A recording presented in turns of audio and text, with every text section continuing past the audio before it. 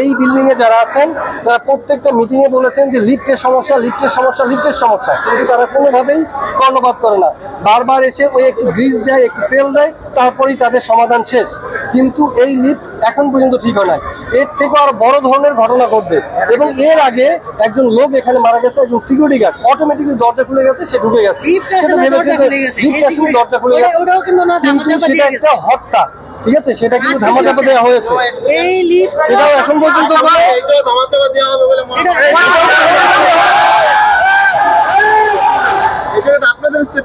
আমাদের দাবি একটাই, সেটা হচ্ছে বিডিবিএল ভবনের যারা ম্যানেজমেন্ট আছে প্রত্যেককে গ্রেপ্তার করে আইনের আওতায় আনা।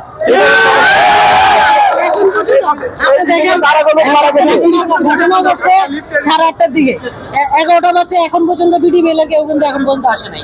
আইসা ওনারা কোনো উত্তর দেয় নাই। কেউ কি আসছে, আইসা উত্তর দিবে? এটা একটা হত্যা। কিন্তু আমরা ইয়া বলতে পারি না, ইন্টেনশন না। এটা একটা লিফট অনেকদিন যাবত নষ্ট, এটা দিয়ে ইউজ করা বলা মানে এই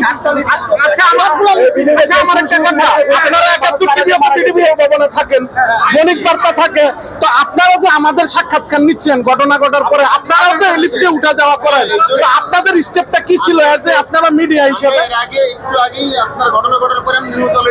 না না, নিউজ চালাইছেন, কিন্তু আপনাদের হাতে অনেক কিছু করার অপশন ছিল। আমি ওটা বলতেছি না, এটা আজকের ঘটনা না, বিগত দিনে আপনাদের অনেক ঘটনা ঘটনা ছিল।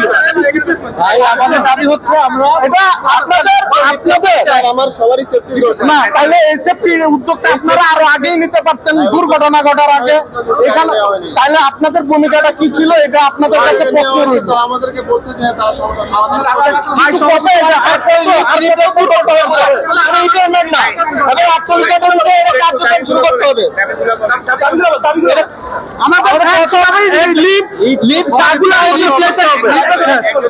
আমাদের দাবিগুলো হচ্ছে যে 1 নম্বর 4টা লিফটের রিপ্লেসমেন্ট করতে হবে, কোনো রিপেয়ারমেন্ট না, এবং 48 ঘন্টার ভিতরে এটা কার্যক্রম শুরু করতে হবে।